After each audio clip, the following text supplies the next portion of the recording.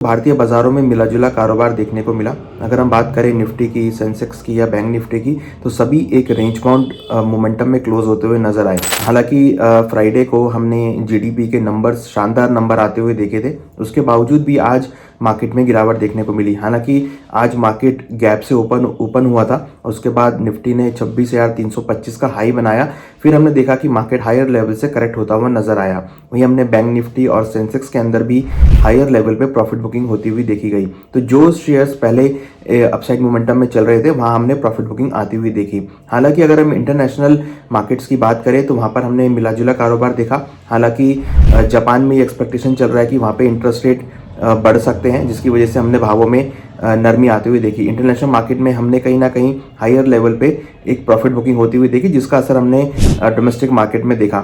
Domestic market की अगर बात कर रहे हैं तो यहाँ पर हमने रूपी को भी देखा। तो रूपी यहाँ पर एक अपने रिकॉर्ड स्तर पे 89.76 के लेवल पर ट्रेड होता हुआ दिखाई दिया। मींस उच्चतम लेवल बनाए, जहां पर हमने एक बड़ी गिरावट रूपी में आती हुई देखी और रूपी अपने निचतम स्तर पर आता हुआ दिखाई दिया डॉलर के अगेंस्ट में। रूपी में हमने वीकनेस देखी, जिसका इम्पैक्ट हमने भारतीय बाजारों पे पड़ता हुआ देखा और भारतीय बाजार हायर लेवल से करेक्ट होते हुए नजर आए।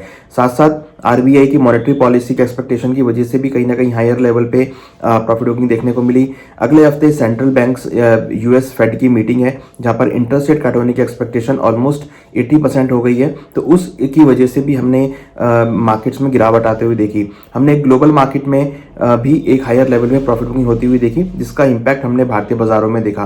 रूपी में वीकनेस रही, जिसका असर भारतीय बाजारों पे आता हुआ देखा। हालांकि अगर हम कमोडिटी मार्केट की बात करें तो ओपेक प्लस मेंबर्स ने इस बार प्रोडक्शन नहीं बढ़ाया, जिसकी वजह से हमने क्रूड के अंदर एक उछाल आते हुए देखा। वहीं गोल्ड और सिल्वर के भावों में भी तेजी रही और सिल्वर ने अपना अगेन उच्चतम स्तर बनाते हुए दिखाई दिया। वहीं अगर मेटल्स की बात करें तो सभी मेटल शेयर्स में हमने तेजी बनते हुए देखी, क्योंकि यहाँ पर अगर आप देखेंगे तो कॉपर, जिंक, लेड सभी के अंदर एक अच्छे ट्रेड बनते हुए दिखाई दिए और कॉपर के भाव लाइफ टाइम हाई पर ट्रेड होते हुए नजर आए। तो हमने देखा कि कहीं ना कहीं मेटल के क्षेत्र में भी अच्छी खासी तेजी मेटल स्टॉक्स में बनती हुई नजर आई। प्लस कमोडिटी में जितने भी मेटल्स है सभी के अंदर तेजी देखने को मिली। साथ साथ क्रूड के भावों में भी उछाल आते हुए दिखाई दिया। नेचुरल गैस के भावों में भी हमने उछाल बनते हुए देखा। तो अगर हम ओवरऑल मार्केट की बात करें तो मार्केट का ट्रेंड काफी मिक्सा रहा, जहां पर हमने इक्विटी मार्केट में कुछ गिरावट आते हुए देखी, वहीं हमने कमोडिटी मार्केट में उछाल बनते हुए देखा।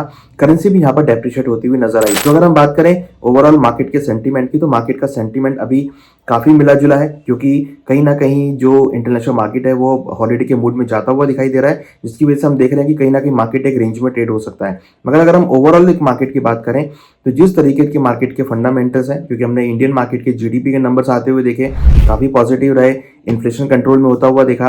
प्लस हमने देखा बड़े बड़े ब्रोकिंग हाउसेस की तरफ से काफी पॉजिटिव क्यूज आते हुए दिखाई दिए।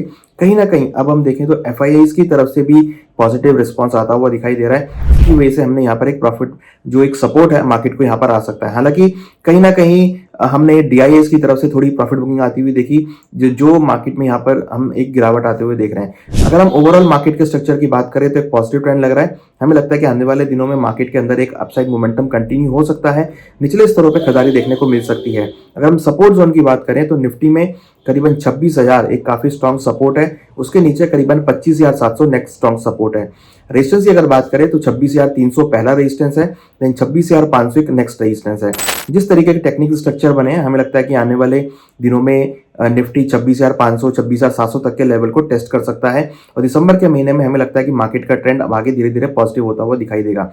आगे बजट भी है, बजट की एक्सपेक्टेशन भी काफी इंपॉर्टेंट है और बजट को लेके भी काफी डिस्कशंस यहाँ पे स्टार्ट होते हुए दिखाई दिए हैं और संसद के अंदर जो शीतकालीन सत्र है वो भी यहाँ पर शुरू हो चुका है। तो वहां पर भी आपको बहुत सारे अपडेट्स देखने को मिलेंगे। तो हमें लगता है कि बजट से पहले मार्केट के अंदर एक अच्छा मोमेंटम कंटिन्यू होगा और मार्केट के अंदर प्री बजट रैली भी यहाँ पे देखने को मिल सकती है। तो मार्केट का मूड माहौल पॉजिटिव लग रहा है और लग रहा है कि आने वाले दिनों में आपको निचले स्तरों से मार्केट में खरीदारी देखने को मिल सकती है।